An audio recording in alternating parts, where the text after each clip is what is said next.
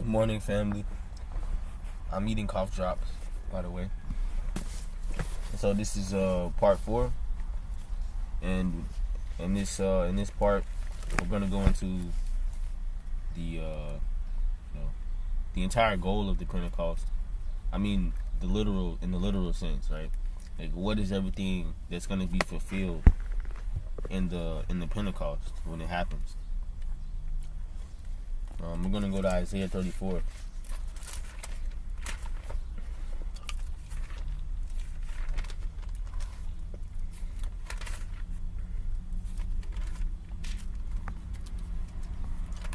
Isaiah is loaded, by the way. I think Christians should read it more. I'm just gonna be honest. These Old Testament books a lot of these books are future prophecy. But chapter 34, we're gonna start at verse 1 and read down. Come near, ye nations, to hear, and hearken, ye people. Let the earth hear, and all that is therein, the world and all things that come forth of it. So everybody of all nations, right? For the indignation of the Lord is upon all nations, and his fury upon their armies. He hath utterly destroyed them. He hath delivered them to the slaughter. This is the thing. Like, a lot of people feel like if I don't worship this God, then that God can't affect me. That's how the world thinks. Your God can only affect your people, and my God can only affect my people, but my God was going to dominate yours. But this book here says the Lord has fury upon all nations. I mean, he punishes everybody, not just Israelites, even though he only spoke to Israel in the book. But his fury is upon all nations, because we're all the same thing. We all come from Noah. If you don't come from Noah, you're not in existence. You don't exist. Verse 3, their slain also shall be cast out, and their stink shall come up out of their carcasses, and the mountains shall be melted with their blood. And all the host of heaven shall be dissolved, and the heavens shall be rolled together as a scroll, and all their hosts shall fall, as the leaf falleth off from the vine, and as a falling fig from the fig tree. For my sword shall be bathed in heaven. Behold, it shall come down upon Idumea, which is modern day Judea, and upon the people of my curse to judgment. The Idumeans, you need to look them up. They are, I know it's controversial, and I'm not trying to be a hate group. They're the Jewish people, and most of the world is blind to the corruption that comes out of those ethno-religious groups like that. The Jewish government has been very corrupt since the days of the Roman Empire. And so this 5th verse here says, God's fury shall fall upon all the earth, but he shall come down upon Idumea. So his reign of terror and his massacre of the human race will start in Idumea. That's where it's going to start. Verse 6, the sword of the Lord is filled with blood. It is made fat with fatness, and with the blood of lambs and goats, with the fat of the kidneys of rams. For the Lord hath a sacrifice in Bozrah, and a great slaughter in the land of Idumea. Bozrah is Idumea. It had a lot of names because different people ruled over it, and they named the landmass after themselves. But to put it plainly, most of his anger falls on Idumea, the Jewish people. And this the fat with fatness, the blood of lambs and goats, it's really talking about people, because people are sacrificed too. And so God's sacrifice of the human race will begin from the starting point of Idumea. Prophecy comes from Idumea. This is a pattern, a universal pattern, right? The prophecy of the Bible came from Idumea. Even the Quran came from Idumea, essentially, or a nearby place.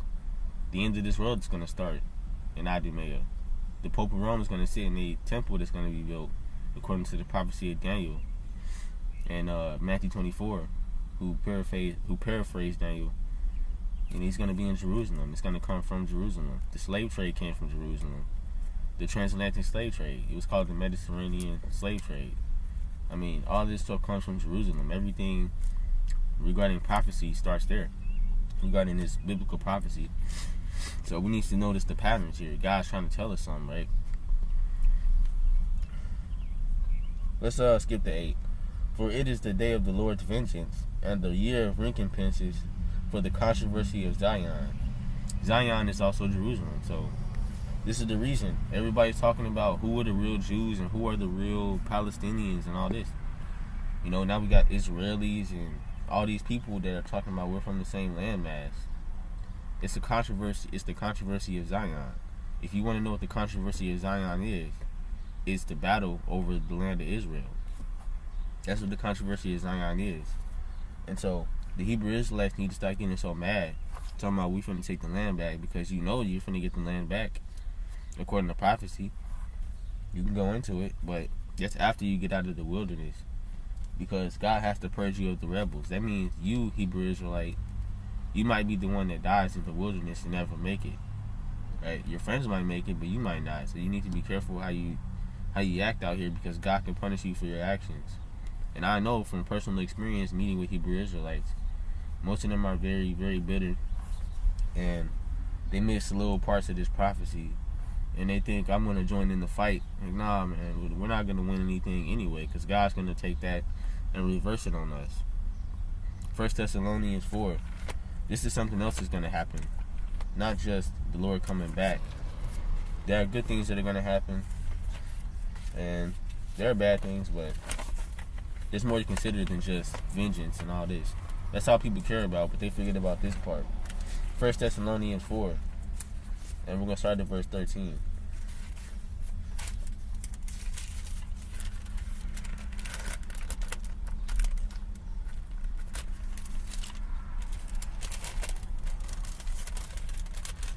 But I would not have you be ignorant, brethren, concerning them which are asleep, that ye sorrow not, even as others which have no hope. For if we believe that Jesus died and rose again, even so them also which sleep in Jesus will God bring with him. Everybody will be raised, but only the ones that sleep in Jesus will God bring with him. If you're not on God's side, you're gonna be brought somewhere else. 15. For this we say unto you by the word of the Lord, that we which are alive and remain unto the coming of the Lord shall not prevent or supersede them which are asleep. For the Lord himself shall descend from heaven with a shout, with the voice of the archangel, and with the trump of God, and the dead in Christ shall rise first. Then we which are alive and remain after the tribulation shall be caught up together with them in the clouds to meet the Lord in the air, and so shall we ever be with the Lord. Wherefore comfort one another with these words. You know, the Spirit of God, or the Word of God, has many purposes. You can exhort, you can comfort, you can edify. If you don't do one of those three things, or all three, better yet, then you're not fulfilling the prophecy. Because you can take away from the Spirit of God and the Spirit of learning. But this is when the Lord is coming. This is the Lord's coming, right? The Lord himself shall descend with a shout. So this is the day of Pentecost, essentially. So not only will God come in vengeance and with a war cry, but the dead in Christ shall rise, and those who will survive the tribulation, who are alive and remain, will be called the remnant, will be caught up with the Lord in the clouds. And he's going to descend right where he left off, the Mount of Olives. Let's go to Zechariah 14, because the Old Testament still speaks about this. It speaks of future prophecy. The Old Testament does not speak about itself. It speaks about the New Testament before the New Testament was even written.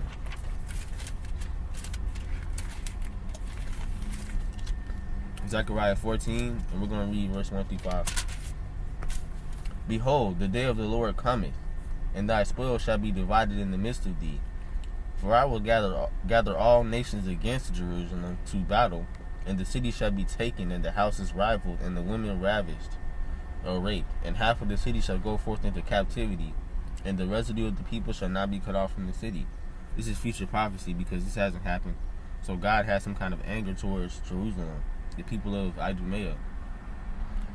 Verse 3, Then shall the Lord go forth and fight against those nations, as when he fought on the day of battle, when he fought Pharaoh.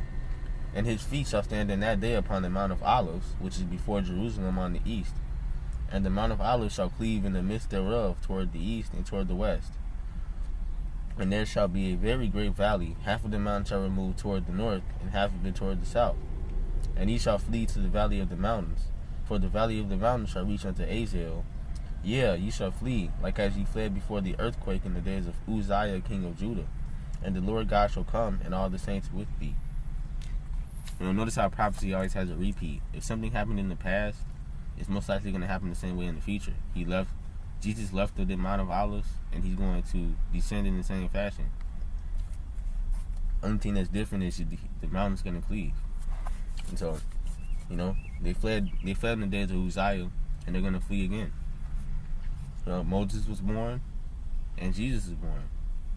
A repeat, right? So, the New Testament, or the New Covenant, or the second witness, right, to the testimony. The second witness to the testimony is just a repeat of the old. History repeats itself. Let's skip to verse 9. And the Lord shall be king over all the earth, and in that day shall there be one Lord, and his name one. So that is the day of Pentecost, right? Leviticus 25. I need to stop saying right so much, because we already know what we're talking about. Okay? And if there are scriptures that I missed, or there's something that you think I misquoted, please correct me in the comments. I'm always open for feedback. We're going to start at verse 1 of 25. And the Lord spake unto Moses in Mount Sinai, saying, Speak unto the children of Israel, and say unto them, When ye come into the land which I give you, then shall the land keep a Sabbath unto the Lord. 6 years shalt thou sow thy field, and 6 years shalt thou prune thy vineyard, and gather in the fruit thereof. This is a tradition handed down from God. You had to cultivate the land for 6 years, but the world does not follow this tradition of resting on the 7th year. We just cultivate all 7 years and keep going, 8, 9. That's why a lot of the earth, that's why a lot of the earth's soil is not good anymore. That's why it can't refertilize itself. You have to give it a year to replenish. Verse 4, But in the 7th year shall be a Sabbath of rest unto the land, a Sabbath for the Lord. Thou shalt neither sow thy field nor prune thy vineyard. Plain and simple, right? Let's skip to verse 8. And thou shalt number 7 Sabbaths of years unto thee, 7 times 7 years. And the space of 7 Sabbaths of years shall be unto thee 49 years. 7 times 7 years is what? 49, right? 49 years. Verse 9. Then shalt thou cause the trumpet of the Jubilee to sound on the 10th day of the 7th month. Why the 7th month? In the day of atonement shall ye make the trumpet sound throughout all your land. And ye shall hallow the 50th year, and proclaim liberty throughout all the land, unto all the inhabitants thereof. And it shall be a jubilee unto you. And ye shall return every man into his possession, and ye shall return every man into his family. Why the 50th year? Why in the 7th month? Because the Pentecost is in the 7th month. Ideally, right before the Day of Atonement. Right before the Day of Atonement, right? It's Pentecost, and then it comes before the Day of Atonement, not right before, but it's right before it.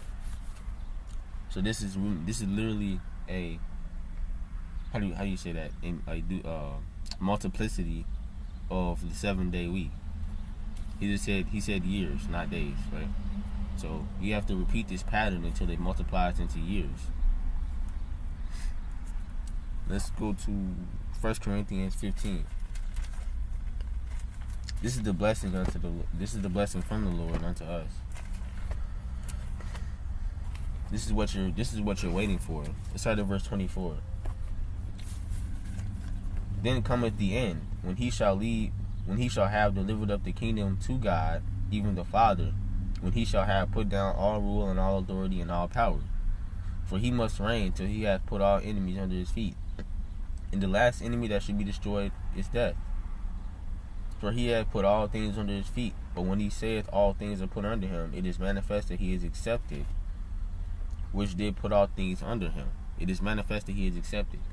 So, how do you become that form Jesus became in Matthew? In Luke after his crucifixion, in John, right? How do you become that immortal being, that perfect being that he said, Mary, you can't touch? You have to overcome first of all, but He said he had to go to his Father to be accepted in John 20. He didn't say it like that, but he had to go to his Father, right? Because he had to be tried. He had to be looked over without any interaction with people. Just him, right? He can't have human interaction in his history now because he is no longer a human. He's a God. So he had to go to heaven and get accepted by the Father. And that was the fulfillment of the Pentecost. But it has to happen for us too. That's why it says you shall proclaim liberty, because you have to reach that state. You're not free of sin yet. You're not free of anything regarding punishment. Like, you have to overcome and therefore be worthy to enter the kingdom of God.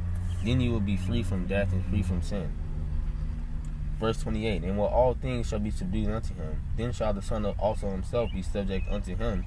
They put all things under him, that God may be all in all. We keep forgetting about the Father.